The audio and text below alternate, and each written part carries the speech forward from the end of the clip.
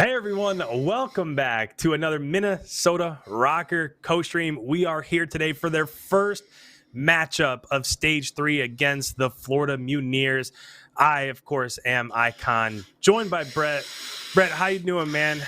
Oh, it's going. Stage 3 is upon us, and new metas and new patches, perhaps, in this stage, and new roster moves, including the team that we're playing today. And I like the map setup that we have for this match.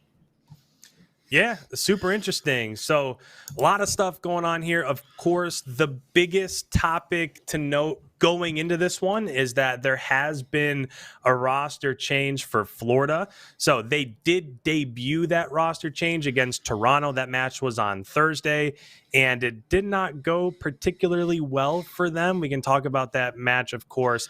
But if I'm in Florida's shoes, one of the biggest storylines for me is that if they want to try to get into the winner's bracket heading into the Stage 3 major, this is a really important matchup because you have Toronto, you have Dallas at the top, and then many would probably agree that Minnesota will be one of those three teams that also make it in. So if you're a Florida or a Paris or an LAG, this is a matchup against Minnesota, against Toronto, against Dallas that they have to win to try to get the wins to get into that winner's bracket. So if you're Florida, you're already 0-1 against those top three teams. This is a super important one. What do you have to say on their path, and then just this match overall for Minnesota too? Well, I mean, in this match overall, something that in Stage 2, they really, RØKKR dug themselves in a hole, losing to this Florida team and losing to Paris. And those are the teams that, you're supposed to beat. Those are the teams that you're on paper better than.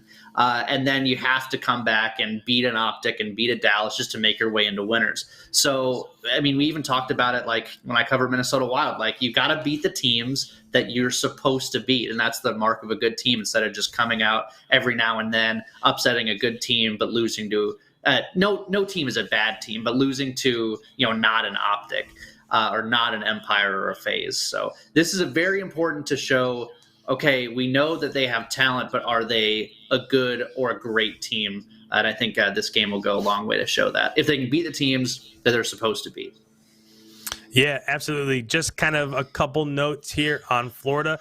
Again, they've got an incredible AR. They've got an incredible flex in both Awakening and Skies. He needs some help, buddy. Absolutely. The thing that they've really been missing all year, when Neptune is playing super well, that's when we've seen them be pretty productive, and they've been pretty successful. So, of course, they did make the roster change. Havoc came back from... Havoc was on their roster last year during the Modern Warfare season. But again, first matchup didn't go great. Actually, in that matchup against Toronto, they did get 3-0'd, and both Havoc and Neptune did have a 0.68 KD for that series as a whole. So sure, it's not the way that they wanted to start off, but I wouldn't expect that to continue. Whereas if you look at the other side of things and we take a peek at Minnesota's roster, a lot of what Minnesota's been doing since the roster move over to Standy has been going their way. And just kind of one thing that I wanted to touch on, and this is super important heading into this one. If you're looking at like a player matchup, Neptune, of course, plays super fast. He plays that Abizi type role, that entry role, that route man.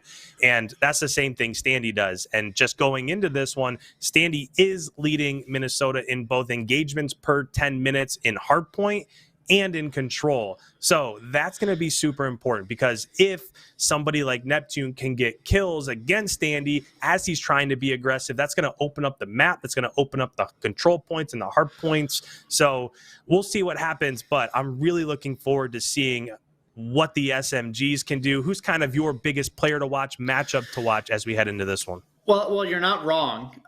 If Neptune is more or less hot and cold than Standy is, Standy's been basically pretty consistent. I mean, obviously some matches are better than others, but for the most part, he's been consistent, where Neptune has been up and down, and when he's on, he's really on. And I remember, I think in the Kickoff Classic, or maybe one match after that, where he just absolutely stunned on someone in Garrison and junk, and it was just the craziest thing that anyone's ever seen.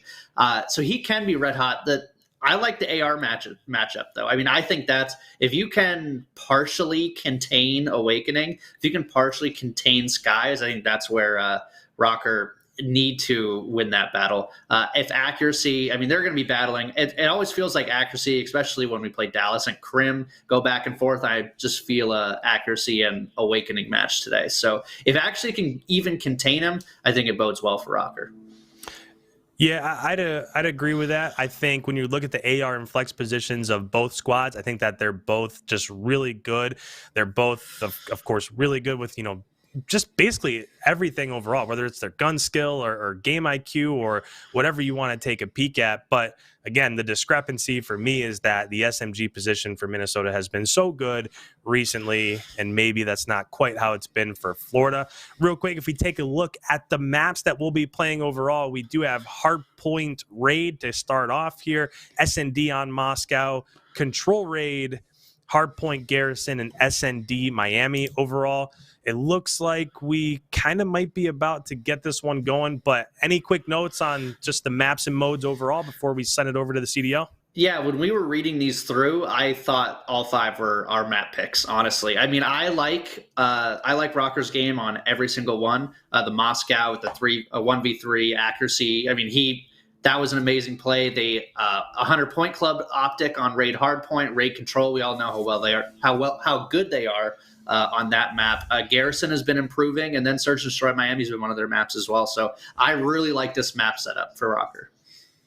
Yeah, I'd agree. Map picks have gone pretty well. It'll be interesting to see because Minnesota's been playing so well because they've been coming out hot in map 1. We look at the overall records. The first map, this Raid Hardpoint, is actually Minnesota's pick, and Minnesota's 3-4 overall on Raid Hardpoint, and Florida's 3-0. So this is Minnesota's pick, and it's a map that Florida's undefeated at. They've never lost on it. So we'll see how this map 1 goes. But as you look ahead, almost every map after map 1, the record total does go in Minnesota's advantage. S&D Moscow, Minnesota's 4-1, Florida's 0-1. Control Raid, Minnesota's 6-4, Florida's 0-2. So this map 1 could be really big for Minnesota, but if they can come out and win map 1, then they have 2 maps that they're absolutely better on. So we'll see how it goes. But it does look like they're showing the rosters. Look like map 1 is at least getting pretty close to kicking off here. So map 1, super important. They're showing the modes on screen, also the vetoes. Any last notes as we go ahead and send it over? I'm just happy that we vetoed Express Search and Destroy. I was sick of us playing on that map. I'm ready for that to be gone for a little bit until they're in the lab a little bit more. But I really like this map set. Hopefully a 3-0 for RØKKR here. Yeah, absolutely. I think Minnesota definitely vetoed the maps that they had to. Minnesota vetoed Moscow on Hardpoint, and Florida's 2-1 on that. They vetoed, of course, like you mentioned, Express, another map that Florida's 3-2. And then the Control checkmate, Florida is 5-3. But it looks like we're getting ready to start off here. So let's go ahead. Let's send it over. We will catch up with you after map 1. Squads are going to bring to the table on the Mutineer side. We're looking to see improvements. Not exactly what you wanted to see in the first match, despite it being a very difficult one. And RØKKR, kind of like my question for Ultra, I guess, coming out of it. The teams that improved massively, especially over the major, are they going to continue to reflect that? Or was that the best level they could hit? I guess I feel like RØKKR haven't gotten near maybe what their peak is going to be. Going to be excited to see how they're going to get going. But as you said, Raid to start things off. Accuracy's POV to get it going, and it's quality beams out of him early. Yeah, quality shots there. Priest is able to win on one-on-one. In the middle of the map, Attach does get taken down by Neptune, but standing in the hill, just trying to play his life, trying to dodge these nades, and he's doing a very good job of it. You can see with the ARs looking over him, he's just able to finesse his life, and now with 3 dead, they can fly at skies. The last player left, and the Mutineers are just trying to hold, but there's those split spawns. They have to be careful here. What's the call going to be? Do we go for the hill? Do we just rotate to kitchen? If you rotate, you're going to give up a ton of time. That was great. You just watched him sliding back and forth. His accuracy and Priest, I think, got 3 kills as he was just finessing. Just beautiful stuff. But now how do they deal with this split spawn, as you said? And so far, not going to be great. 3 of them going to end up dropping. You still have Awakening lurking towards that mid-courtyard. They'll get another crack here at trying to win this rotational battle. Yeah, you take that, though, if you're RØKKR. You start off on the weaker side, you get 46 points. And, you know, Kitchen is one that we've seen teams be able to break it, even just going through that front door, at least contest a lot of that time. It's one of the hills on Raid where you can control it just from the inside. They're going to try and go for the back spawns. Sky's able to find that first one. Is Standy just going to play his life? He knows he's the last one alive. The rest of his teammates getting pushed up the middle of the map, and you have accuracy trying to work inside of money. But with Standy getting taken down backside, it's all through the front, and it's the AR is able to win the battles. Yeah, I mean, anytime you could at least contest here would be great, but the contest doesn't last all that long. Mutineers still going to be in control. It's a mess inside the hard point, and Standy just can't snap onto a target.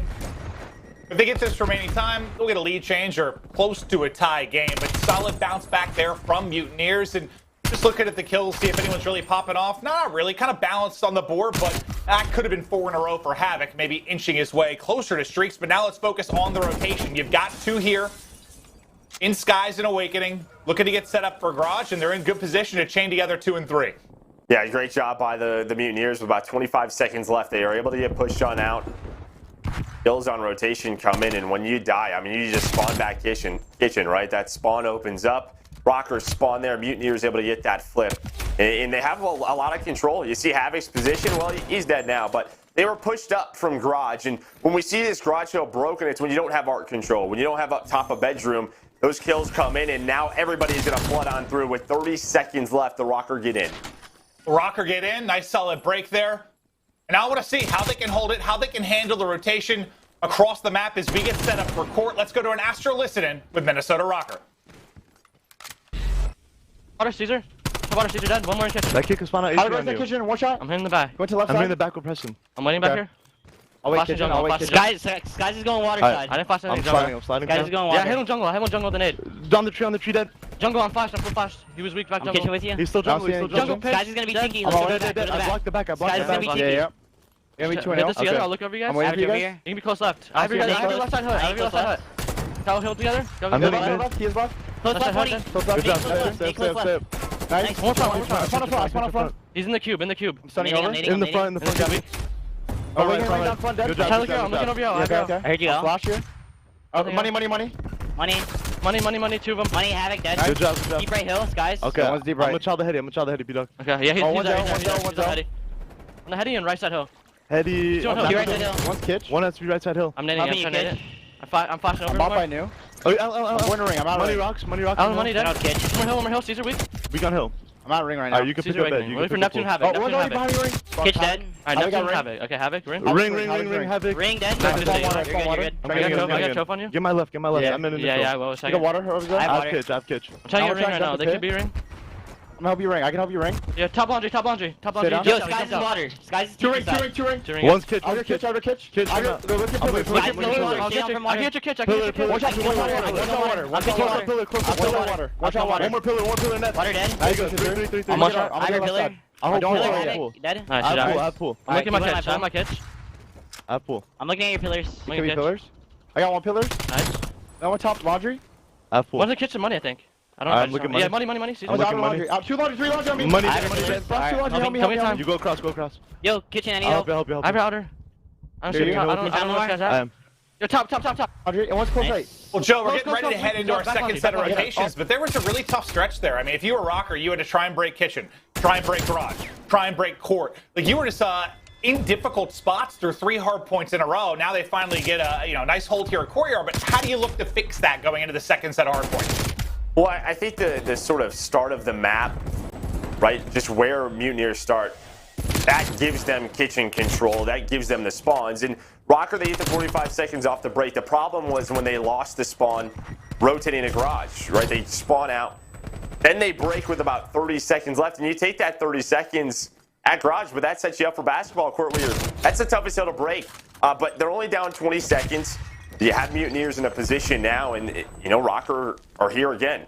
Do we try to break through ring, or are we going to play for the spawns through kitchen? We'll see what they decide to do. But it looks like they're going to try and push through the middle of the map. You have Attach and Standy able to get inside a kitchen. Mutineers with great map control so far. Absolutely, yeah. There's been a huge battle for control, and it feels like Mutineers have come out on top so much. But to your point, maybe you feel all right just being in the game as close as it is right now if you're RØKKR, considering how some of them have gone. But now, new hard point about to pop. They've got one on water steps. That's going to be attached. The other 3 looking to push through laundry side.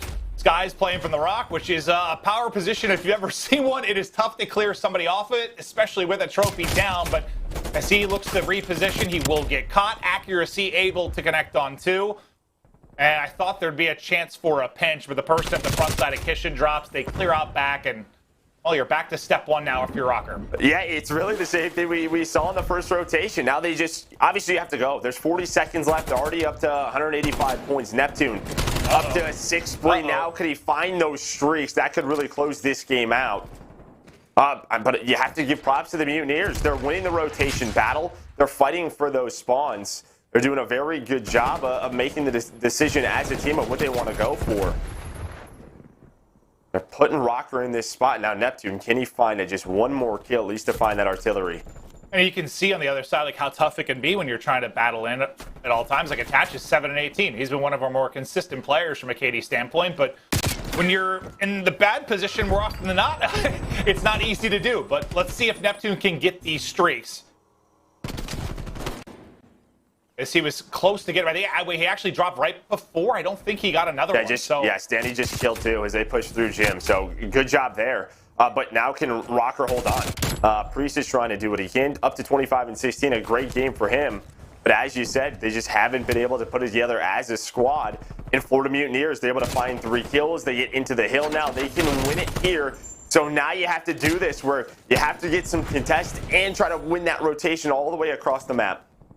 What a great job by Mutineers getting in, finding all the key kills, getting set up, looking to put the game away. 3 are going to drop. Skies able to find 2 during that sequence. Attached going to be the lone man. He's got a player in front, a player behind as he gets swarmed. Now, can they contest? This is going to be a last flood on through. Awakening Skies want absolutely no part of it. And they will hold on to get the map 1 victory. And yeah, I mean, basically from Kitchen onward in the first set of rotations, they were in control. Yeah, this is why they're undefeated on this map. This is one of their better hardpoint maps, now up to 4-0. It's been a staple for the Minnesota RØKKR with Standy as an addition, in raid control and raid hardpoint. They've done great here, but the Florida Mutineers, they probably saw when they picked raid, they were feeling pretty darn good about it, and you saw it there. Well, one of the keys to victory for you was to try and, in the sub side of things, maybe Attach and Standy, disrupt, Skies and Awakening, right? Like, don't allow them to get comfortable. And I always think back to, it was in Call of Duty World War II, and, Octane at that time was just, he was a god. He was frying, and they were playing against FaZe, and Attach and Zuma, it was on Arden Forest, and they were just in his face constantly. Like, he literally could never get to a power spot, and they just got smoked. And when you can have that kind of aggression, disrupt, a powerhouse AR, it's great, but when you're constantly trying to break hard points, it just won't happen. And I think that's why you see Attach. He's 8 and 22. He just couldn't get anything going. Well, and that's the thing, right? How do you make an AR comfortable? You have to force him to push engagements that he normally wouldn't inside of those buildings on raid. And unfortunately, it was the other side, where Priest and accuracy having to do that. And that's just difficult to do. Yeah, I think you saw 2 good sides of it, just how hard it can be and how easy it can be once you get good position. But that's going to do it for the map 1. We'll get ready to continue on with the Series 2 Search and Destroy after this quick break.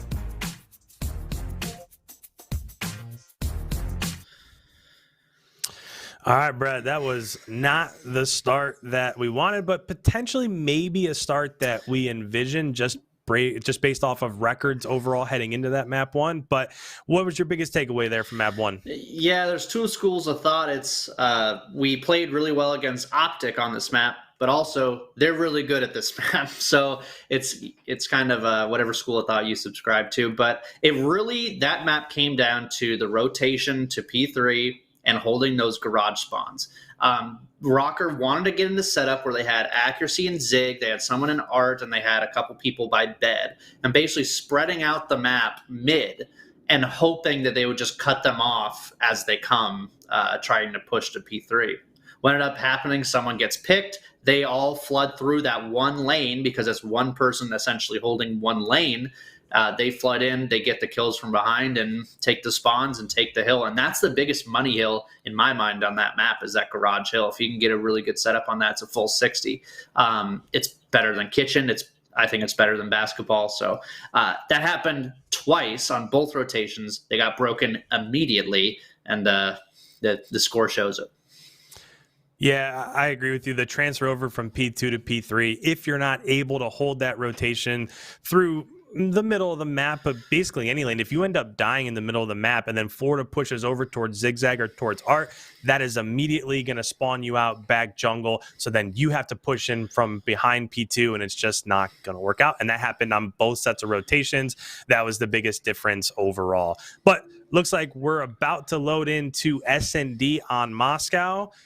Of course, map 1 didn't go how you wanted it to, but 2-3-5.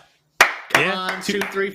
2-3-5, and this is a map where Minnesota's 4-1 overall and Florida's 0-1. So just got to put that one behind you. Accuracy and attach really didn't have a great map 1, but it's S&D now. Accuracy usually plays super well when it comes to S&D. So they need it now.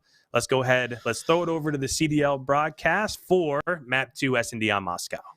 Champ. So it's just like, let's give it some time. Let's see how they're going to do. Just one match. Just one. I don't think you can jump the gun and be like, they made the wrong choice. Like, let's see if they can find a rhythm in search, because we saw some changes have come in. Like, what's a good example?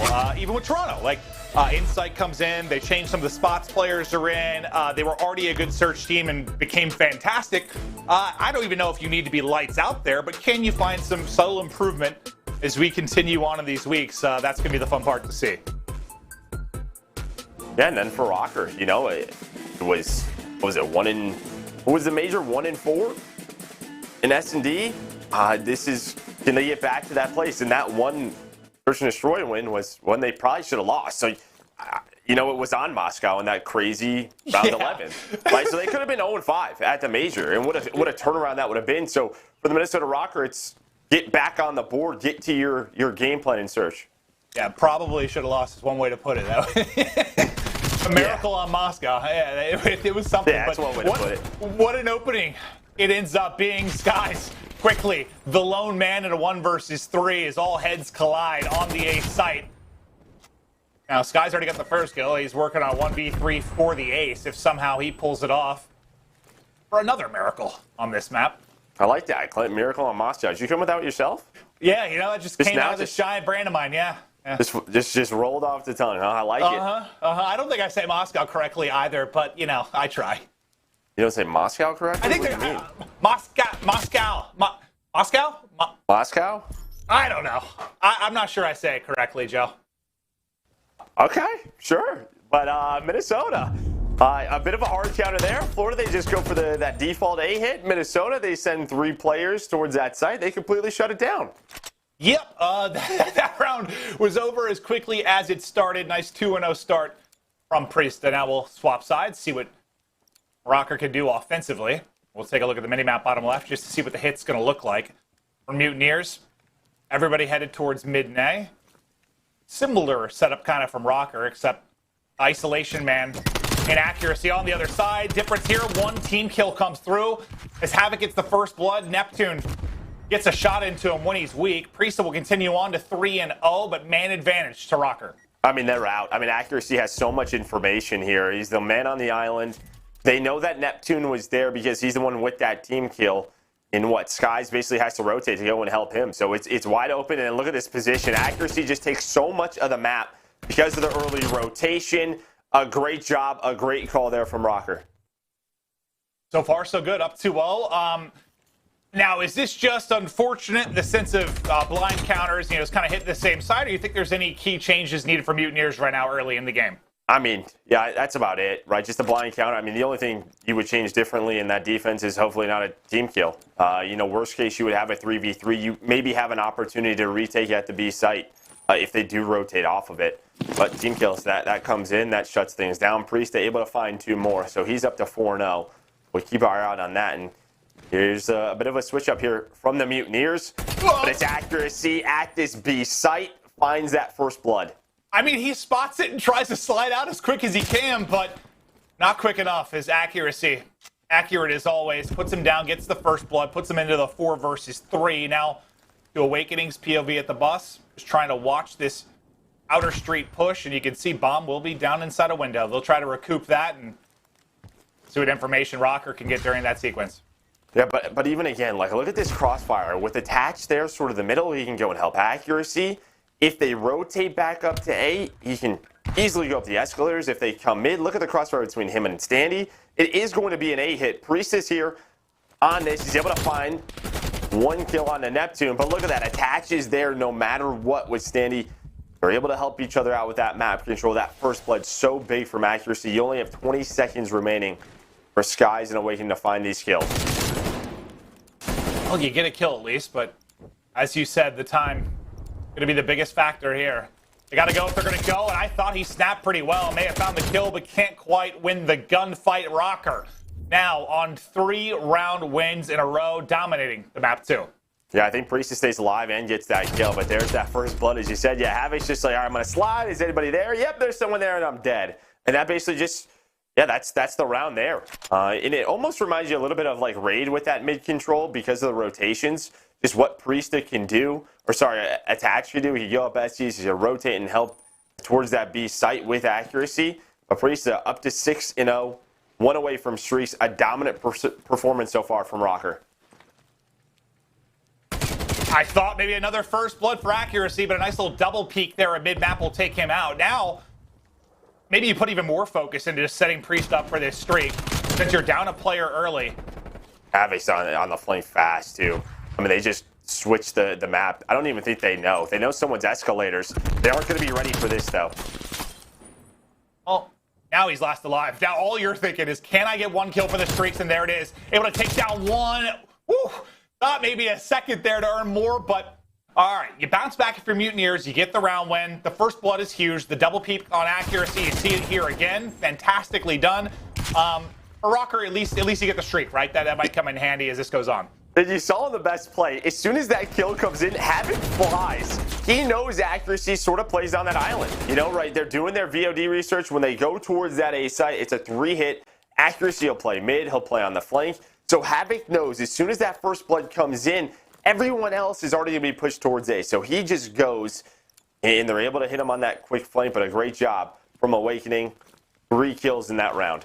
Yeah, I don't even know if you need VOD review for that. If you've watched any of their matches, like, you know that's the case, right? Like, accuracy is going to be on an island in the opening. But yeah, he hits it. There's just no hesitation at all. But it looks like a fight might be brewing. Over towards the A side is the jump peak. In for Skies. Well, he gets hit to 64. That jump peak might be over for a moment here. And what, Priest, he ends up getting the artillery, correct? So you just got one, yeah. Just got one. Now just trying to play his life. Does a great job on this lower staircase. The peak comes in. And well, Neptune able to find 2. Awakening able to find that kill onto Attach in the middle of the map. And Mutineers now starting to get rolling here a little bit on offense. I just feel like there's been a lot of sequences where they've had a nice little bait and switch where they've been able to win it, kind of like you saw in that opening gunfight with accuracy. Just good job taking their numbers in spots, as Neptune will be rewarded with the best play.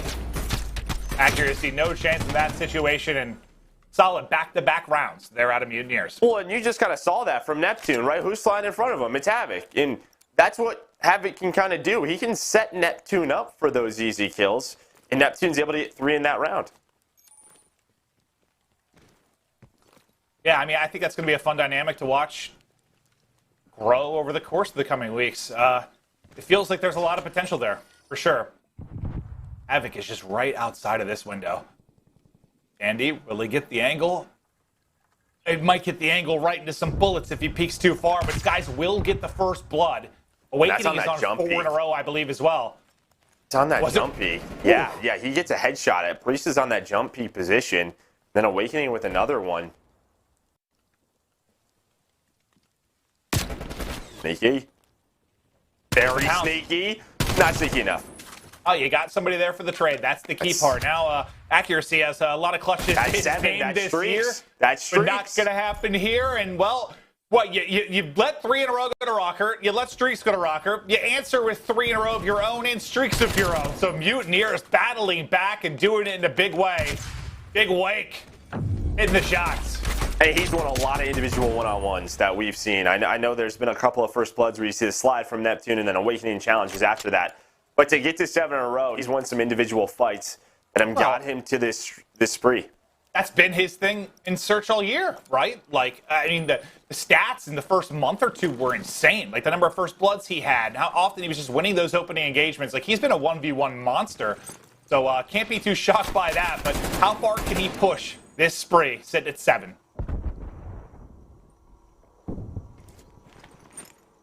Well, they take mid-control away. They know attach. Sort of been playing in this area.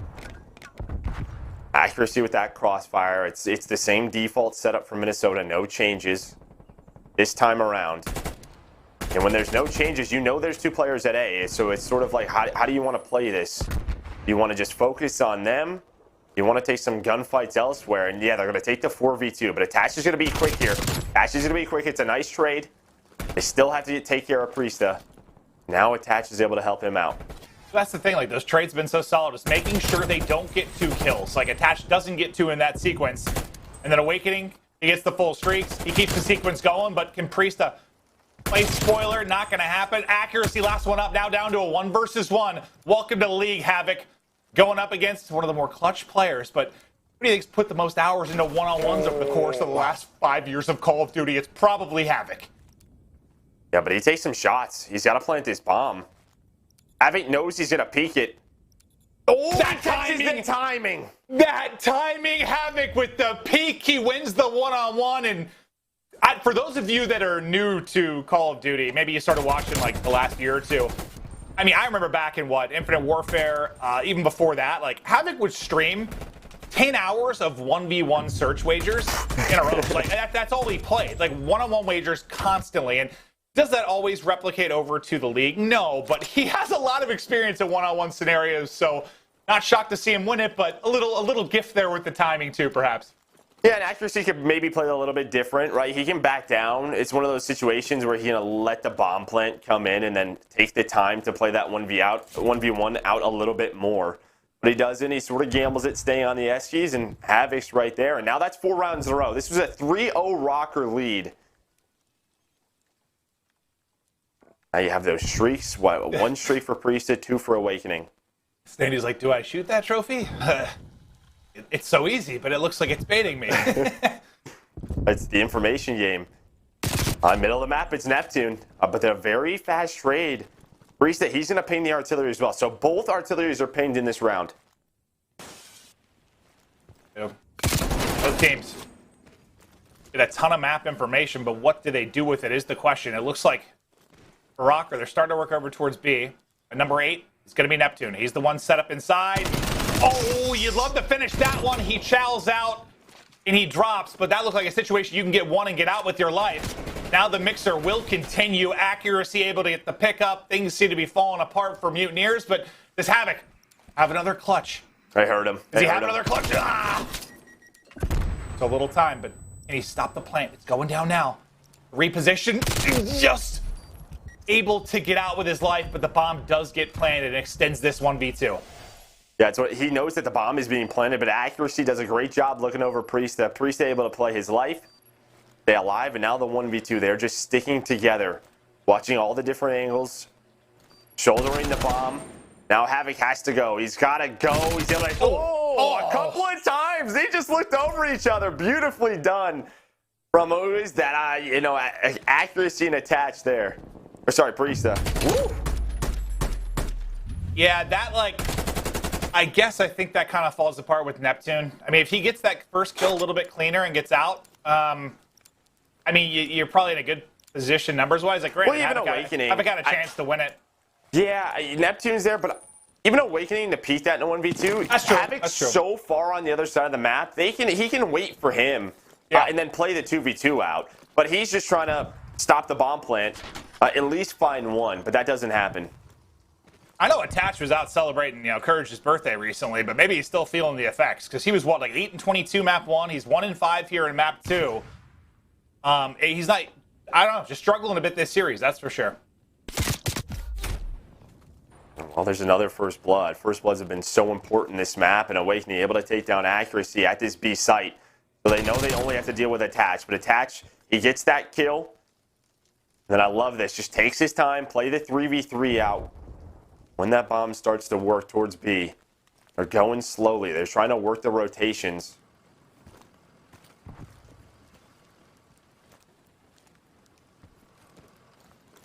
Who is it just tucked away? It's Attach. Just set up inside. Priest's starting to rally across now. I mean, We've got he's all the numbers. way through. You can find both of them. Straight comes in. Nice shots there. One comes across Standy's line of sight. He takes him down as well. Now Neptune all alone in a 1 versus 2. He gets the stick. Down to a 1 versus 1. He soars in. Ready and waiting is RØKKR. And after allowing so many straight rounds, they're bouncing back here. Oh, God. I didn't realize how low he got in that gunfight. Well, he gets low. It almost felt like a bit of miscommunication here because Neptune wraps all the way through police, right? And he sees the one player mid. There was a second player right behind that corner. I think it was Standy. But it almost felt like Neptune wanted to go. Like he wanted to rotate to A. He knew that the middle of the map was controlled by the RØKKR and they wanted to fly. But I just think the gunfights start to come in. They don't want to get caught on that rotation. You know, as a new roster, these hiccups are going to happen. But I think that's one of those rounds where some miscommunication happens, and then Priest at 13 and 4. That's an ace in that round. He is having himself a map. Awakening though. Streak is in.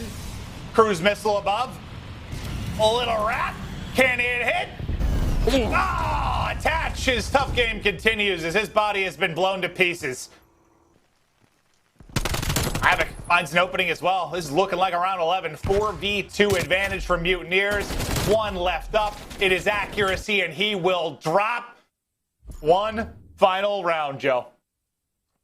Well, I think you still have both artilleries on both sides. So you're going to get those called in. No pings. So this is even more of an information game now. Do you see maybe one side of the map stack a site, and then maybe you try to, just guess it and try to get the bomb down or try to get them while they're planting that bomb?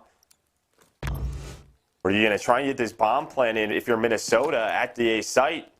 Just give me an Awakening Priest a one-on-one. One's 12 and 6, one's 13 and 5. Let's just have it come down to that. That'd be something. Those are those are both of them with the artillery. So. Yeah. Let's leave it for that. But he's going to gamble this. He's just going for it. Okay, so it does not connect. One's been called in. Now it's Priest's turn. This is like Battleship. You have no idea. It's literally a guessing game. B5, hit it. 100%. 100%. Well, now that those have both been called on, the round actually starts. But makes it a little tough offensively is half the round is gone. Only 45 seconds remaining. You got to figure out this hit. And it's kind of a 2-2 split right now, at least for Mutineers. Mid-map setup for RØKKR. Trying to pick a side. Well, that's where the bomb's going to be. Yeah, that's where are you going? Which way are you going? There you go. Now they group up. Oh, they were ready for it. They were ready for accuracy, working that pinch. Now it's a 4v3. Oh, you got to be careful here, though. If you're Havoc and Neptune, your teammates are across the map, but they're able to find 2 kills. Now it's all on the Priesta. It's all on the Priest in a 1v3. There's the first. Challenges the second, but big wake. Little love tap after the kill. Give me the extra points. The trophy's gone as well. And Mutineers, after going down 0-3 at the start, take it in a terrific round 11. Mutineers go up 2-0. Yeah, that was just beautifully done by both teams. I mean, information on both sides. The key thing, though, for me was just all the first bloods that came Florida's way. Time and time again after that 3-0 lead. Awakening with a great map. He's able to earn those streaks. They went the last 2 rounds, and that last round was fun. The artillery is just going back and forth. You nailed it with the Battleship reference, but I wonder how many of our viewers understood that, depending on age. But you said at one point, I think it was Skies and Havoc have to be careful, or Neptune and Havoc, sorry, have to be careful. But they ended up winning that. It was a 2 versus 3, and they came out on top in that situation. So that was pretty insane by them to win those key gunfights and go up. And now, I guess you're asking yourself, maybe what's going on with RØKKR a little bit. I know it's been some close maps, but I think you expected them to come out pretty strong considering their improvements last stage. And I guess for Mutineers, you took the blow from the champions. Now you're showing what you're capable of. Yeah, 100%. I think it's a great job by the Mutineers. Even in that round 11, to know that accuracy loves to play that street, right? Skies is able to find that first blood, which then gives them the numbers. But it was an information game just back and forth. It's a little bit scary when you see 2 of your teammates sort of chill out like that. But Havoc and Neptune, they do a really good job. And, you sort of saw Standy, right, rotating the bomb back and forth. maybe, again, some miscommunication on which side we wanted to hit. Yeah, absolutely. But let's check out our U.S. Army tactical play, and I think it's going to be Havoc, as he had some bright spots over the course of that. I know Awakening really takes the prize with the monster map he had, but let's check out this round. I'm guessing the one that comes down to a 1 versus 1. That just trades back and forth, and yeah, it's Havoc versus accuracy, and accuracy's in a position where he knows on the clock there's about 10 seconds left, and he's hoping to catch Havoc on the bomb site, or as soon as he plants it, he wants him to run into it. But Havoc knows his position, where he may peek from, and because he doesn't back off a little bit, Havoc's able to spot him. So a great job by Havoc to read this correctly, and this is it, right? Accuracy just sort of waiting. Havoc did spot him. Some shots are coming in. Right after those shots come in, Accuracy's thinking, okay, he's going to rotate to the bomb. But right here, like, he could back away towards bottom Eskies, and well, he ends up getting caught. He holds the pre-aim. Havoc catches him. Yeah, no, that timing, difficult, I'm sure, for Accuracy, but Mutineers, what a way to come back in that map, too. We've got more Call of Duty League action coming up after the break.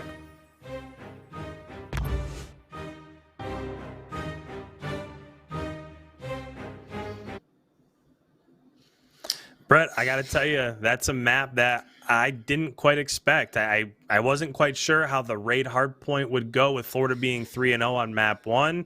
But map 2, I figured, even though this was Florida's pick, with Minnesota being 4-1 and just coming off of the map win, obviously the accuracy ace to beat Optic, I figured they would bring some momentum into this, but they end up going down in round 11. What'd you take away? Yeah, it's that same defensive setup that they had, right? It was spreading the entire map. It was almost a picture-perfect replay of the hardpoint, where they basically tried to spread the map out on defense and try to have one person watch outer street, have one person watch mid square, and then 2 people basically watching outer bricks and one's Eskies. The problem with that is, as they just found out, is that trading is very hard when you're all spread out like that if you don't have the angles right away.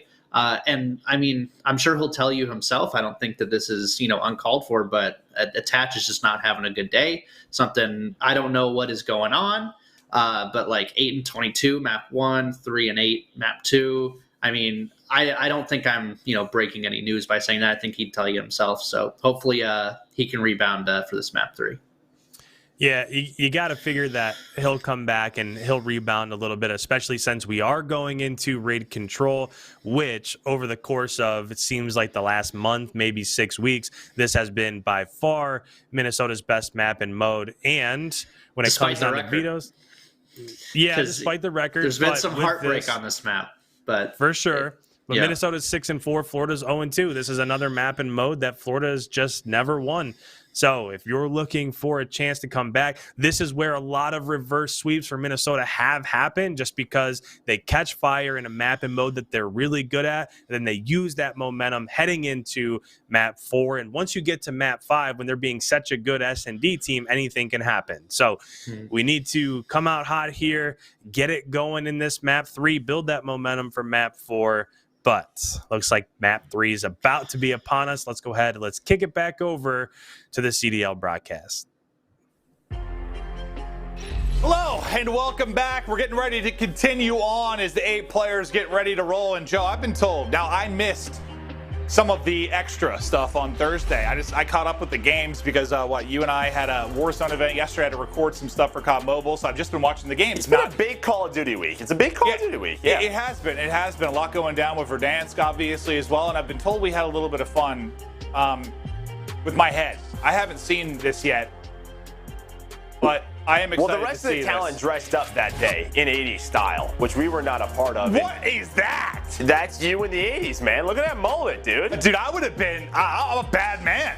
I'm walking down the street. I'm a bad man. So is that what you looked like in the 80s? I mean, you lived through it. Yeah. I was born in '85, Joe. I had like 5 years in the 80s, but I do look good with a mullet. I think it's time to bring mullets back. I think that was happening for a little bit, but I don't know if that should be back at all. They should have, like, I think Gunless kind of had a mullet for a while, didn't he?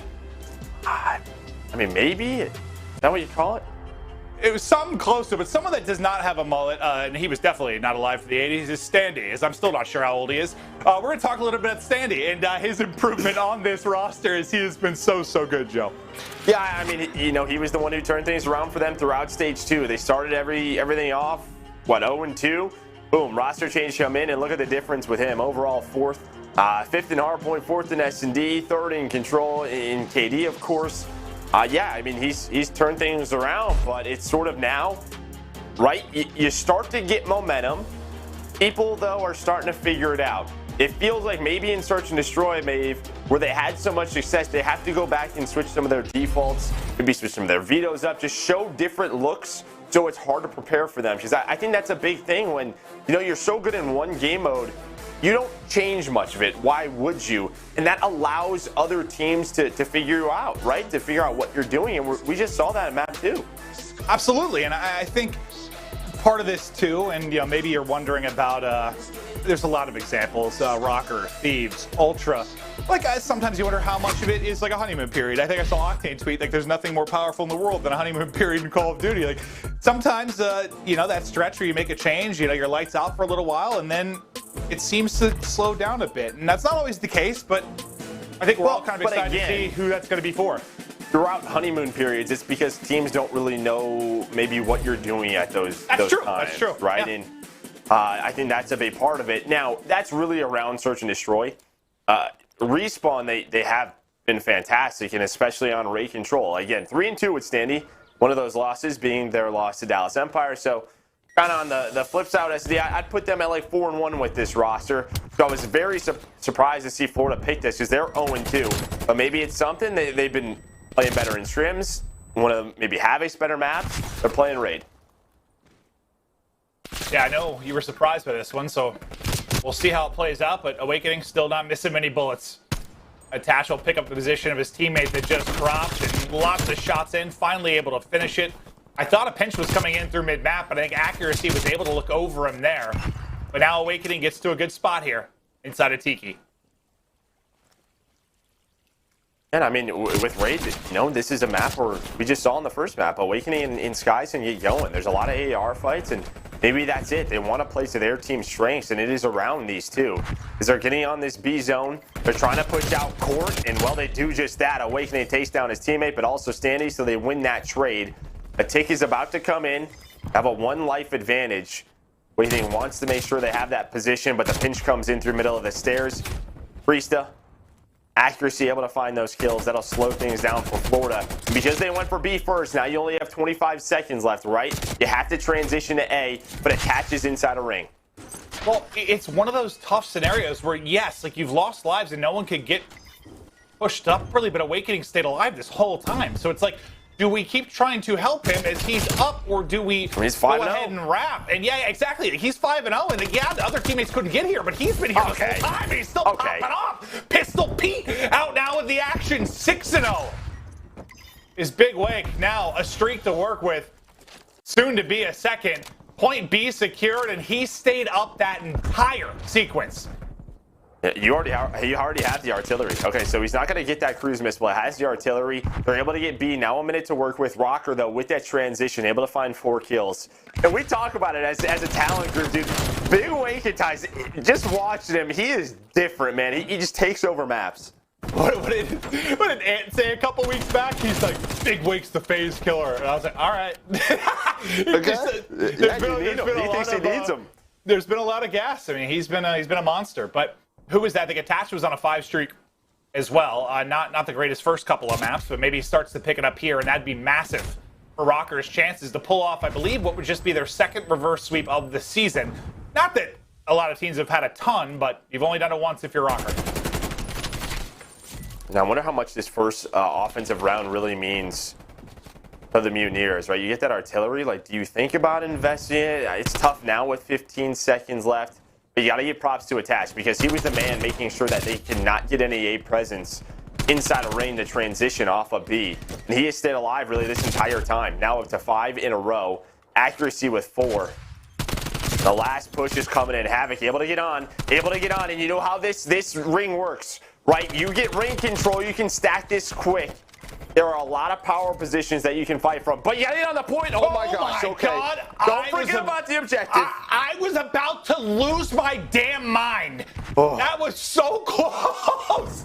But he just gets back on it in time. And it was a big play for a couple of reasons. You get on the point, you get the objective, but then also they killed Attach right off of streaks, and you get the round win. So just a bunch of victories there for Mutineers. Unbelievable. And he just what? He flies. I don't know if it was from bottom art or through pillars, but Havoc just goes. He's able to get onto that point. And as soon as that one person is able to touch the objective, you see the contest come up. What is RØKKR thinking? Everybody's just sort of eyes on that objective player. He's able to play his life, almost gets off of it. But a great job, because I thought the round was done, but they find a couple of kills. Awakening has that streak, and that first round goes to them. Yeah, and that's why, I mean, if you could be first, it's like, if you're taking B second, you usually need a layer of kills. You got to win it through apartment, win to the point. But it's like you get to ring, it's like you're good, right? Like you're set up and you can close it out. And you saw a prime example of it there. A good job by Florida Mutineers to get that offensive victory to start things off. Now, RØKKR answer the call is, well, they've gone down early in the hard point. They've gone up early in the search and destroy. But the result has been the same. Losses in the first two maps. Well, they're going to get A, I think. Okay, so I wasn't sure if Havoc was going to fly out, but he's not. He's just controlling launcher. Standing, I don't know if he just shot. So I maybe spotted him shouldering at some point, but now he's on 5 in a row. He's got objective time as well, so he only needs one more kill. He only needs one more to get that artillery at least. I don't know. Well, I'm just going to assume that he knew he was there. Yeah. We'll go with that. Standy is built different, man. Well, nice he just blew a trophy up, so now he's out in artillery. He's the trophy man. You heard him in one of his early interviews. He loves taking those things out, helping the squad any way he can. But here comes the pench. You can see he's playing a little bit passive, trying to bait his teammates a bit because he wants to get that cruise missile. And I don't know, maybe it goes a little bit better if they all push together. But you get the streaks. Now Standy on 5 in a row, just continuing to hunt and pick apart the back line of Mutineers, but it's the pistol out again for Awakening as he takes the fight. Yeah, I just feel like they need this round too as well. I mean, down 0-2 in the series. This would put them down 0-2 on the map, so he's going to call this in. He's going to flood them into that tiki bar. He knows it. His team knows it, so attach and accuracy find those 2 kills. Now they're going to get onto the point. But Awakening and Neptune from inside. Inside of money, able to find those kills. Awakening, he wants the 2-0 lead, so he's going to call in the artillery. He's able to connect with 2. The third on that was his teammate, but they retake control. Lives, though, still in favor of RØKKR. Hey, you'll take that 2 for 1 without question. Gets you back into a good position, then Neptune popping off inside a kitchen, takes down 2 before he falls. So it'll really just be Attach and Priesta looking to pounce, looking to make the plays here. Around the objective, 1 will drop, both will fall. From the front, accuracy at least finds an opening, but look how far his teammates are from him. How long can he stay up? His time is starting to dwindle. 36 seconds to go. Yeah, I mean, we weren't on board with them, but Skies inside of Tiki actually stayed alive, and he was able to find a kill. There would have been 2 members on that point of B, but it was Skies inside of Tiki. The problem is now you only have 5 lives left with 28 seconds left. Havoc trying to play his life towards the front of this. Neptune's going to get taken down, so now it's 11v4. RØKKR know this. They're just trying to trade out these kills. Skies continues to play his life, but there's the trade. Now down to 3. 8.9 on the clock. It's just going to be Havoc now. He is stuck between 2 players. He will fall, and RØKKR able to bleed them out. So what accuracy, kind of winning that one fight at the front and just getting on the objective to stall it, even though it wasn't that long, that might have been the difference from a time perspective. I think he doesn't get that pause in the clock for a while. They likely run out of time. All right, just Standy. Okay, we'll see it again. Well, that was the streak. That ends up getting them, you know, able to get onto it. So he still has the artillery as well. Awakening used his streak. The streak advantage in favor of RØKKR. Again, a huge round just to get them on the board. You do not want to go down 0-2.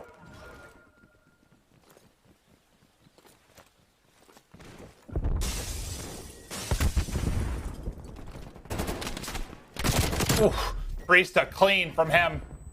2 drop, and now a trophy for cover. You spotted him for just a sec. He's going to take the channel again, and Skies just gets put to bed on top of the bed. Lovely. There for Priesta. He can take a little nap. And I think we saw on that scoreboard, I think Neptune's already up to 20 deaths, and just a lot more than his teammates. I mean, him and Havoc really struggling on this map, but they're also dying a lot, which you don't want to do on control, and that was the key thing versus Ultra was, you know, him and Havoc really struggled. But we'll see. They're still in the series. They're still up 2-0, so it may not matter as they're early at this A zone. You think it's something where this can just be a difficult map for the subs, or is it just maybe a pacing thing where they need to slow it down and wait for teammates a little bit more? I mean, I'm sure it's a mixture, right? It's one of those things where you can easily get spawn trapped time and time again. You could be that one player that just, you get some horrible timing on this map. You're trying to wrap back with a sub, you run into a couple ARs, and then you're just sort of put into a spawn trap. And it's just a continuous rotation of trying to get back map control, and it could be a huge pain. Well, Mutineers looking to close this series out 3-0. It'd be their 4th sweep this season. They've already swept RØKKR once. Trying to do it here again. But obviously, still some work to do. A little bit tougher here this time. Last time you get B, you just have to get that one break onto A. The good thing is, you don't have multiple players set up apartment side here if you're RØKKR. So Mutineers got a little bit better of a chance. Just trying to think of how they want to take this fight, trying to deal with the ring players first. Well, attach up to 22-12. We talked about his series. Much better on this map from him. Turning things around, and Priesta, I mean, Priesta has been so good this series. And I think there was an interview with Accuracy, and he just sort of talked about it. He knew that Priesta was an S-tier Call of Duty player skill-wise. What we saw from him in Stage 1 in his role, he's going to continuously get better as a flex. And now standing on another spree, still has that artillery as well. We'll see if he can... what he considers doing here. If there's a chance to use this and maybe earn another one. I mean, there's only 7 lives. I don't think you'll need to. Yeah. Well, depending on how these final seconds go, I mean, he might carry a 6 streak over and...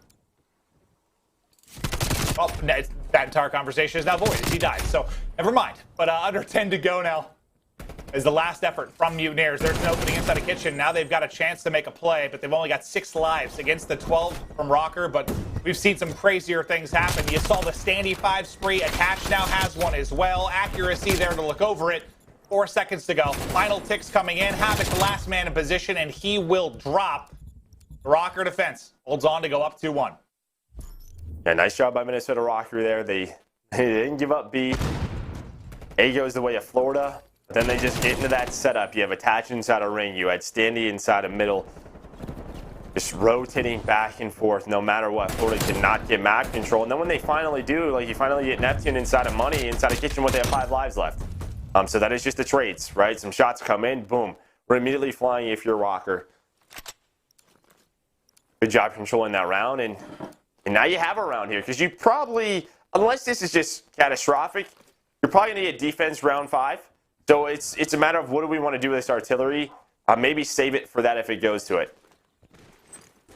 Okay, 72 trophies just got tossed out, so they've got plenty of coverage. Everyone outside of Attach gets trophy down here ringside, so go ahead and toss utility, and it's not connecting. Standy to get pushed up all the way underneath, and Awakening not going to be ready for that at all as he tries to soar in. Can't quite finish Havoc, but there's the final bullet through. He'll be the last guy up, though, as the rest of his teammates around him do fall. We'll see how far he can push the objective. Well, and that's huge, though, because Neptune and Havoc, they go on the flank. They take his 2 teammates down. So not only does he keep them at A, he pauses the clock. Like, there's an opportunity there where they lose full map control. They have to retake. All right, that's just taking time away from them. But Standy's just playing his life, finding those kills, stays on the point. Now you have 2 minutes and 10 seconds to work with. A lot better of a situation than what it could have been. Absolutely. That's a ton of time. But basically even from a live standpoint, but nice strafe there from Standy to win the up-close gunfight against Awakening. Standy looks to go on like his, I don't know, it's like the 4th time we've seen him on 5 in a row, but a little bit more work to actually get there. Who's that over by Tiki? It will be Standy, who did wrap the whole way around. They got to deal with him, and they do. One team kill in, but you get the clearance for now. And Havoc, he's pushed all the way up apartment side. This is going to start to funnel the players of RØKKR over towards ring. And they know it, but who is it? Priestess with another 2-piece. It feels like every time he pops up, it's 2. And really fast, up to 50 engagements in this map. I thought Skies was like perfectly tucked in a corner to catch 1 or 2 players there, and he just got dropped. Standy sniffs it out. He was like in that courtyard corner, outside of Zig. Yeah, that's just one of those plays too, where like, again, RØKKR would lose all map control. And they will now because 3 of them go down, but they were basically trapped where, you know, you had to fight ring first. Priestess was able to get them out of it. Attach now trying to play his life up top apartment with a minute left. Almost go time for RØKKR. They're in a spot where they had full base control in Florida's base, but all the kills come in. Skies, Havoc, Neptune pop up. That's 4 dead. Just a great job with the ARs looking over. Skies makes it so easy for them to hold those spots. They bait, he punishes. And now we're saying, you know, 2 minutes and 15 seconds or whatever it was, and around even in lives. Now you've got just over 30 seconds and you're down 4, so it's become dire in this round for RØKKR, but you're up 2-1. You're at least guaranteed that final round. All right, still they have the artillery too. If something goes completely wrong, especially at that B zone, how they want to handle it. Looks like they're going to go for this one last time. Attaching Standy, able to find some kills. Standy knows, though, his teammate's so far away from him, so trying to play his life. There is one player, Neptune, a bit of an off angle. Still here, though. Here it comes. Here comes this race. It's a 2-for-2 right now, but Awakening Havoc, they find the final 2. We're headed to a round 5. Here we go. Round 11 in the search. A round 5 in control. You'd love to see it. But one more look at the best play, and it's Skies. Hitting shots. He had some great moments throughout the course of that round, just looking over his teammates. Well, that just got them out of the trap, though, because that was one of the situations where you had Attach in their base. Standy was just on the point, pausing the clock once again, and they were trying to play that sort of TDM style where you pause the clock, you have 2 players just inside, you know, your opponent's base, just bleeding them out. But that doesn't happen. Skies gets them out. So it's offense for RØKKR, defense for Mutineers, streak for Standy, and Havoc just comes bunny hopping on through Zig, and I don't even know if Standy gets a bullet in him before he is down. The RØKKR player here I forgot we had the change. I was looking at the kills. It's the ticks. That's why they have defense. Jeez, what am I doing? You gotta love the change. You gotta love it. But yeah, no, it's hard sometimes when you're so used to like one thing, right? Like it's just like, I was like, yeah, this is not muscle memory, catastrophic. but Yeah, never mind. you just get you're so used to it being one way. But now, due to the advantage and the points on the objective, Mutineers will have that defense, and we'll see if they can hold on or when that streak will come into play from Standy. And it's going to need to be a good one. And they have one player on A. It's a bit of a split push here. You had players towards B. Priestess is still here. Awakening, though, just kind of gives this up. And I like this from Awakening. He's just going to try and get to his teammates. He was afraid that they were going to push more off a spawn towards B due to Priestess' position. So he's just a fail-safe, trying to cut them off. So he just backs up. He gives up A. He's like, let's just make this a singular objective. Let's focus on B as a defense. Let's get into our setup. They're trying to scramble and get into it, but RØKKR already in their base, trying to take cutout control away from them. Court control, and now Skies. He's going to be in the spawn. Here it comes. The artillery will get called in. They're going for it here. It'll slow down the retake, at least for a moment. They're on to B. The progress is starting to move up. Priestess then. And from behind as he comes off a spawn, wins another big gunfight. Priestess goes huge. They can stack this. You've got 2 or 3 players in position. Look how fast it's starting to go now. Mutineers have got to fly in. They've got to soar forward. They're going to be in so much trouble. This is almost done, but it's Awakening now with the entry. He will get traded out. The contest is there for just a moment with Havoc, but back onto the point goes Standy and RØKKR. They close it out. They get it done on offense, and they stay alive in this best of 5. And I love what they did with that streak. I mean, they take the base away. They take kitchen control away from the Mutineers because that's where they would have hit from it. But because they were in their base, they knew they had to take their top and bottom apartment. And that's where you saw Standy call that streak in from. right? And as soon as that streak comes in, they can fly out to the point. They know the area where they're at. They're able to take them down. Players are coming off a spawn. They have all of the control, and then they're able to get onto that point. So what, we get ready to go to a Garrison up next, which, Florida, I believe, 4-4, 2-4 for RØKKR. But you extend this, right? You stay alive in it. We'll take a look at some of the stats and see what really stood out. I mean, Priest does 7,200 damage. That kind of pops off the page right away as he puts up 37 as well. And he's been their guy, even in game one, game two, the two maps they lost. It's been Priest, but a much better game, I think, out of Attach. Standy with all of his sprees. And we touched on Standy at times of being a little bit critical of how quick he can play, especially on that map. Only 25 deaths. Seems like he's really slowed things down in those positions. Yeah, it feels like he was playing fast to get to the spot still, but just, yeah, really good job playing his life when he got to an aggressive position on offense. I mean, how many times did you see him just finessing to wait for his teammates? Beautiful stuff there, and RØKKR stay alive in this series. We have a map for Garrison coming up next. We'll be right back after this quick break.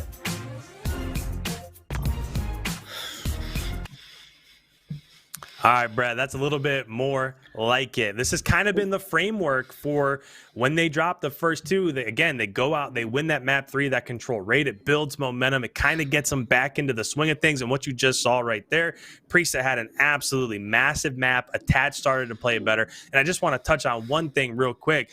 RØKKR did a really nice job. It's really tough to break that B point. So rather than push through apartments into a main AR that's probably on a heady, they continue to hit over towards Laundry, that left bottom side of the map. And once they were able to take over basketball courts, they knew that Florida was pushed up over towards apartments. So that's when they went and they invested that artillery, was able to get them out of apartments, which opened up the spot. And once they were on it, they knew exactly where Florida was coming from. Just an absolutely, you just had to make one play and they were able to do it. Biggest takeaways there from you?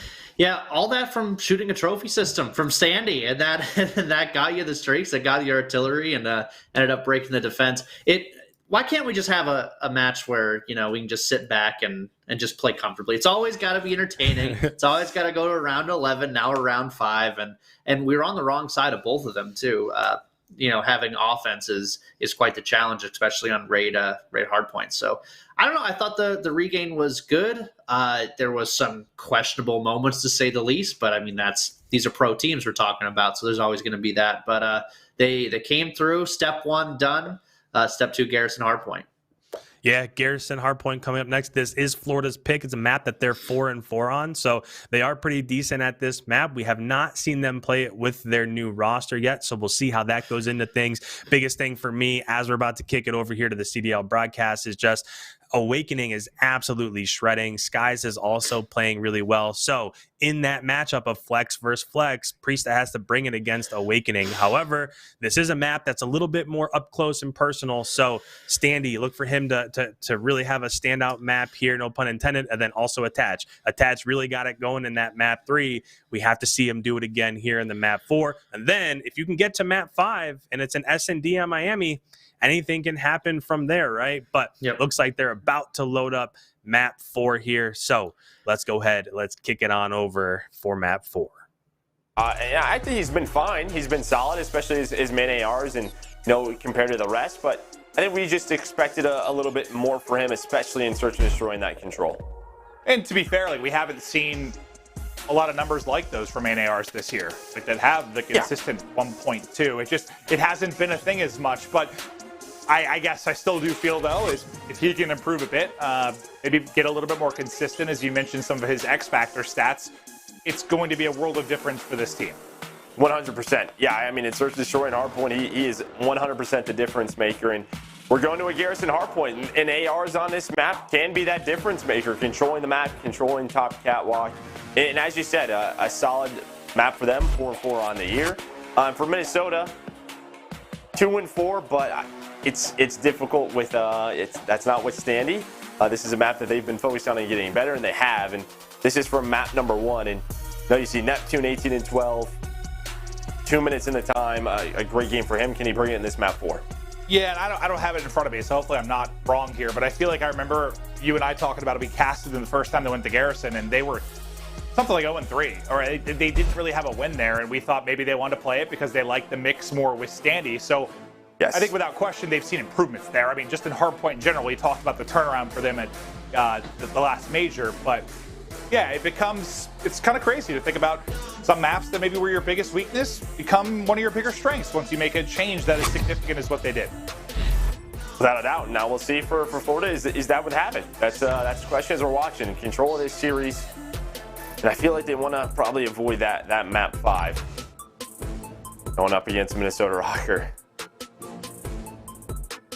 Well, who knows? I mean, with RØKKR's search lately, That's a good point. Who knows? I mean, yeah, you want to avoid a game 5, I think, when you can close out map 4. There's no argument there, but I don't think you're as worried as you were a couple weeks back. I think a lot of us would have said RØKKR were the best or second best search team in the game. That really hasn't been the case. But yeah, you want to close out here. Into the mix we go, and the newcomer Standy, who is a big part of why we started seeing this map for RØKKR in the first place. We'll keep eyes on him throughout the course of this, but Priest up, as much work as you see from him with the Krig, it's going to be 74 U out off the break. Havoc, though, able to find a nice kill. At least get him off of that, and now you have, is that Skies, who's already pushed up. He was in a good position maybe to find a couple of spawn kills. Awakening trying to find that time. The Tatch controlling top green, and with that position, you can see what that does. Neptune has to rotate over.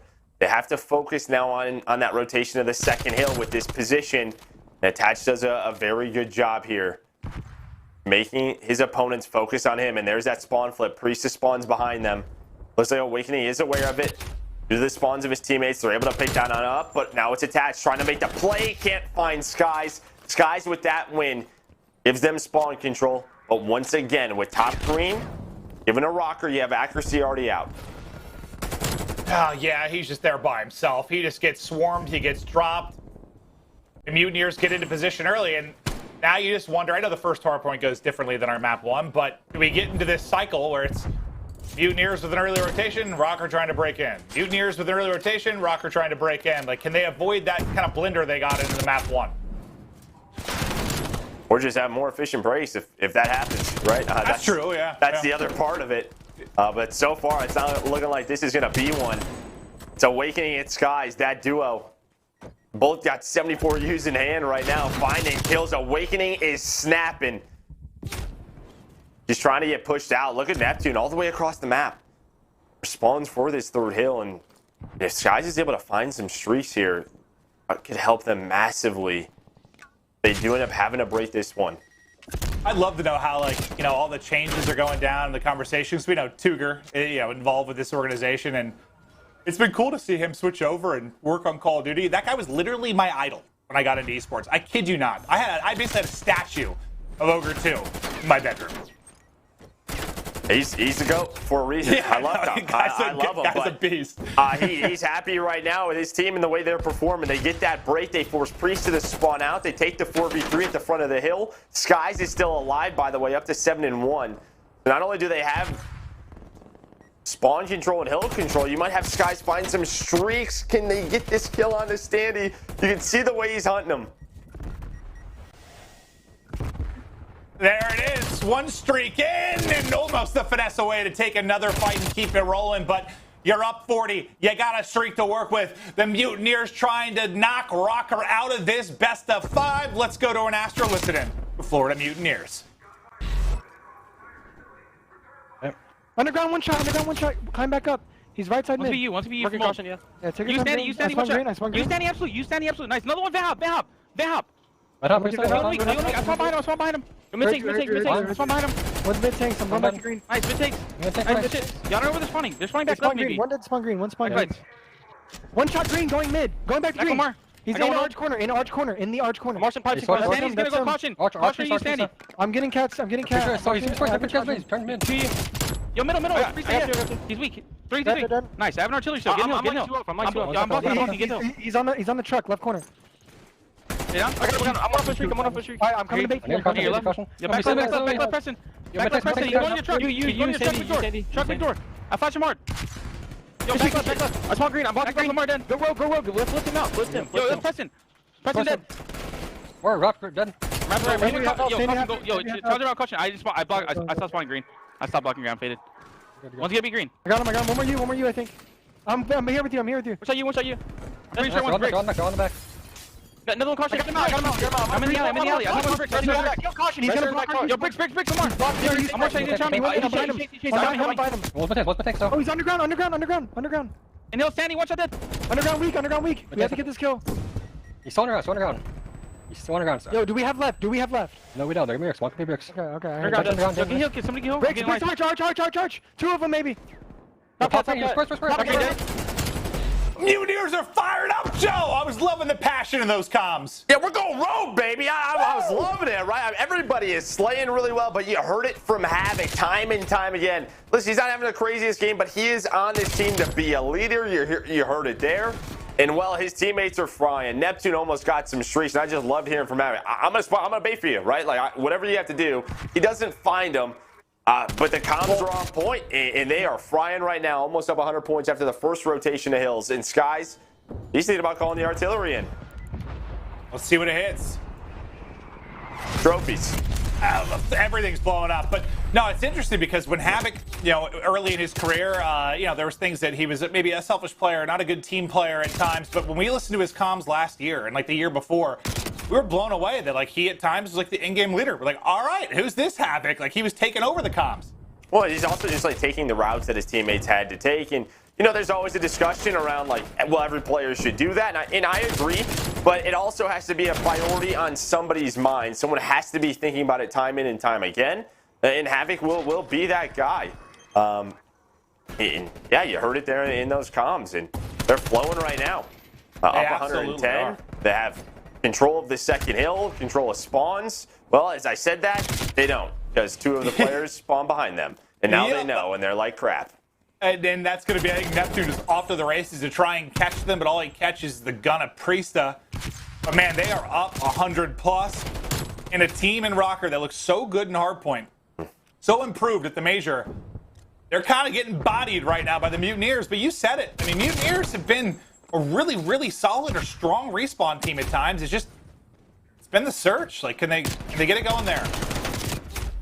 And I'll tell you what, I didn't want to say anything because I really liked their listening and the energy, but I do not know if I love that streak. I'll be honest, I actually hate it because this is where you would want to have it in a situation like this. I just think there's some hills on this map, like 2nd and 3rd, where breaking those back spawns can be difficult.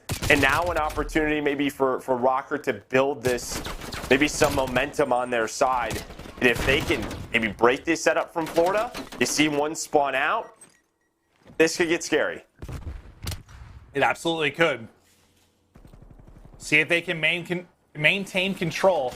Yeah, they will. Of this hard point. Yeah, they'll go 2 for 1, make it 3 for 1. At the point, you've still got Awakening lurking mid-map, just trying to put shots on players as they try to get over. And all he's doing, he's staggering this push even more. And you stagger the key guy. Like, you take out Standy, who's going to be your entry. You take out Attaches, who's going to be your entry. You're eliminating those SMG players, eliminating the push. And, yeah, who's that spawns in the back? That'll be Attach. And that's got to be tough because there's still 35 seconds on this point. Yeah, I didn't see who was holding that back ticket, but that's the thing, right? When those players in the back die, you have Awakening all the way pushed up. You have someone on the hill. The spawns open up. And based on a timing, whoever is there, the game is going to say, okay, this is open, right?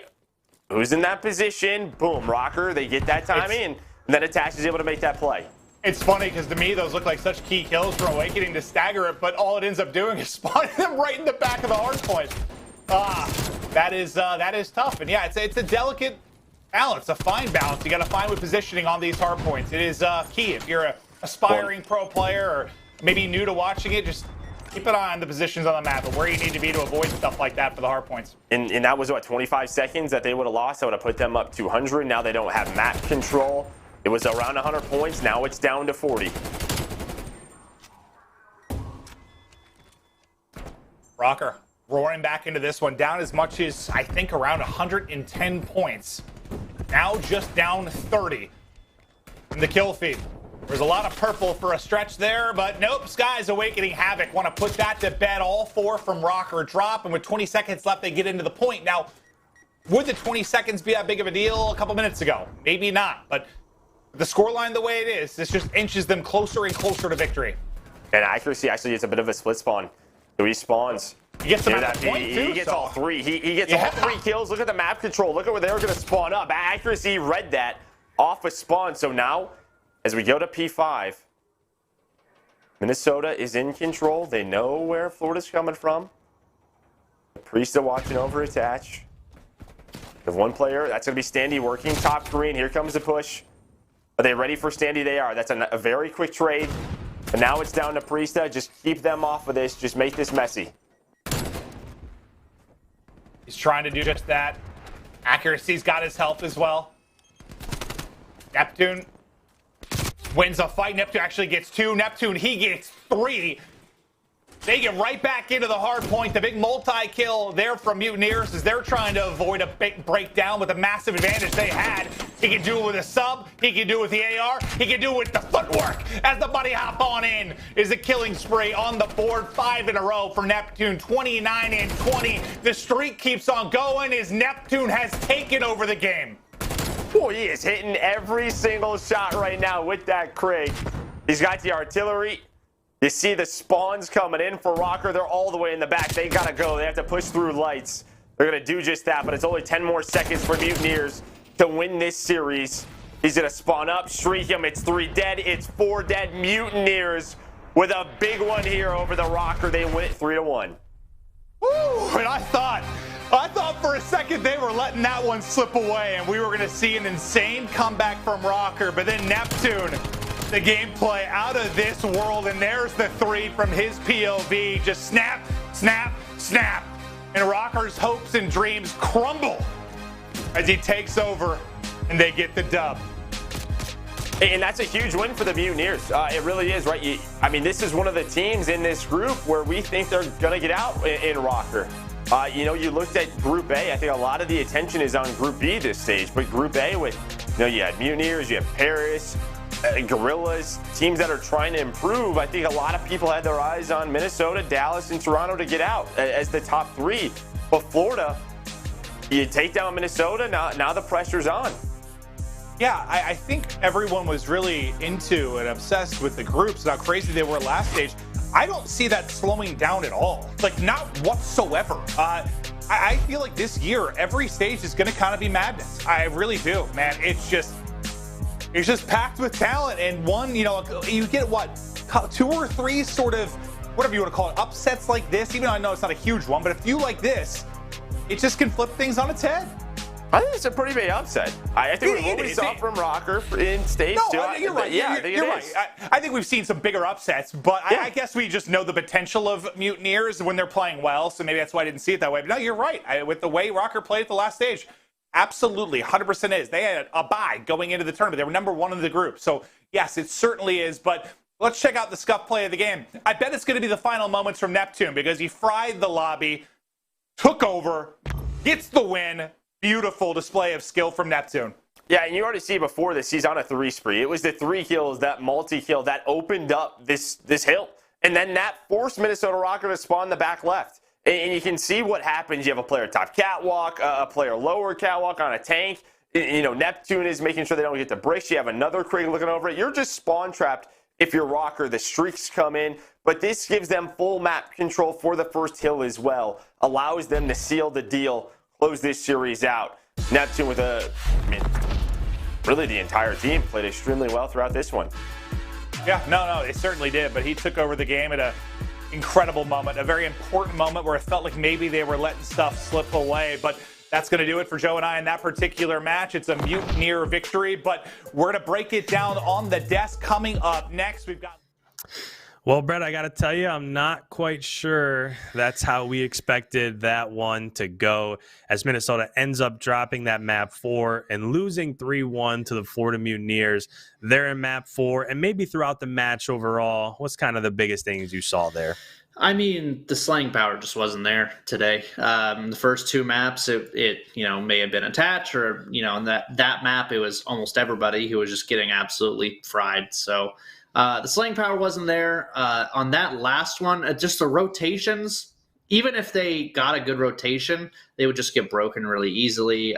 We talked about the raid rotations where the garage, they just got burned on that a couple times. I think they only had good spawns for that P3 once, and it was like halfway through the hill. By the time they got on it, there was 30 seconds left. It just came down to the slang power, and Florida, they look good. So it's frustrating that, you come out and absolutely 100-point club optic and then lose to Florida. So the consistency is definitely difficult in this league for sure. Yeah, I got to tell you, even the comeback wasn't really just based off of what RØKKR was doing right.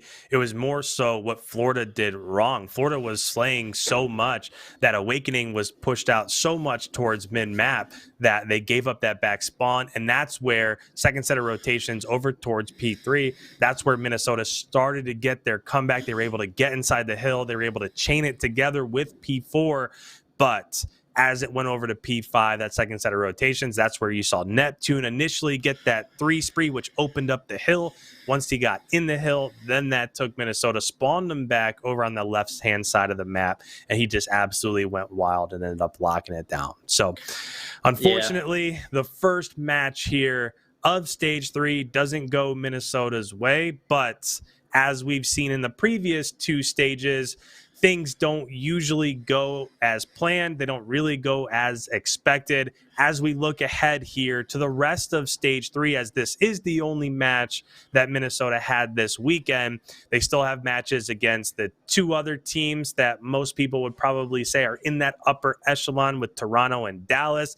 They also have 2 matchups against LAG and Paris, which now are just unbelievably important if you're looking to get into those top 3. So you look ahead, what are you kind of looking at here over the next couple weeks as we get ready for the next major? Yeah, those games against Paris and LAG are must win. No question about it. Bottom line, those are must win now. And it just seems like, we love putting ourselves in these holes where, in that hard point we went down early. In the Surge and Destroy, we had to come back. Last stage, we had to come back from going down too. So unfortunately, history is repeating itself right now, but hopefully it continues to repeat itself as they rebound out of this stage. Yeah, absolutely. Just kind of looking ahead here at week 2 of Stage 3. On Friday, Minnesota plays against Paris. That is absolutely a must win. If you have aspirations of, again, getting into the winner's bracket, we saw how much just starting in the winner's bracket helped Minnesota in Stage 2. If that's where you want to be, you absolutely have to win that matchup against Paris. It's a must win, no doubt. And then one of the biggest matchups of this entire stage would be Sunday at 3:30 Central Time.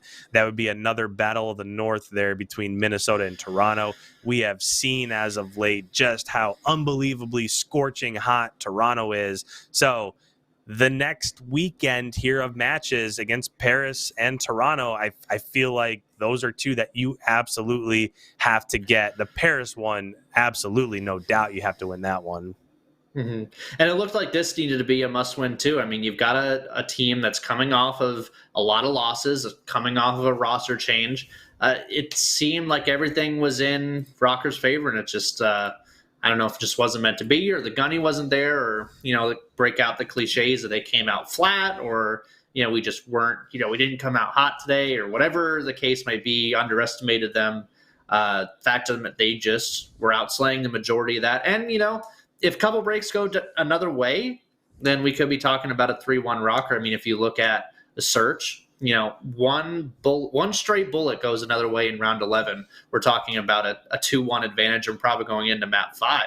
And then the momentum. So there are a lot of close things. But on the other side, if another stray bullet goes another way in round 5 control, we're talking about a 3-0 for Florida. So a lot of close maps. I don't think the sky is falling, but it's still kind of frustrating to see. Yeah, I agree 1,000%. And ultimately, that's what you get with this league, right? It's no wonder why the first stage was super close. Minnesota ended up losing that tiebreaker to get into winners, and they started and eliminated. And then when it came to Stage 2, they ended up being the number 1 seed, but they were like 1 map away. If they didn't end up winning that map 5 against Seattle, they were 1 map away from actually being the 6th seed. So it's crazy just how things have gone so far this year. And if you're looking for parity, there is no better place than right here in the CDL. But as we go ahead and look away, actually there are 4 matches left this weekend, and only one of them are in Group A, and that's actually the marquee matchup on Sunday between Toronto and Dallas, and that one is super important. If Toronto ends up winning that matchup, then they start this group 2-0, and that basically seals them a spot in winners from Group A. And if they go down, then Toronto and Dallas would both have 1 win. So we'll kind of see what happens, make sure we keep an eye on that one. But any closing thoughts here as we get ready to wrap it up? I just think, I hope history repeats itself, but it's just frustrating to see that, not beating the teams that, quote unquote, we should beat. But it's nice on the flip side where there beat teams that we're not supposed to beat, like Dallas or Optic, and in convincing fashion. But it's the consistency, as hard as it is in this league, I hope gets better. But, we love digging ourselves out of precarious situations, so it looks like we'll have to do that again. Yeah, consistency is the biggest thing. I think that's ultimately what ended up plaguing Minnesota today. First 2 maps, Attached didn't really play well. Priesta absolutely went off map 3, but then you got to map 4 and you started to see some lulls across the scoreboard as well. So it is what it is. Not everybody can have a perfect match throughout the entirety of the CDL. They were close, just not quite close enough. So for Brett and me, I am IKON. Thank you guys so much for joining us again. Next week, 2 Minnesota RØKKR matches, so make sure that you tune in for those ones. Make sure that you enjoy the rest of the matches that we have this weekend, including that marquee matchup between Dallas and Toronto. That should be a big one there on Sunday. But thank you guys so much for joining us. We will see you with more coach streams next weekend.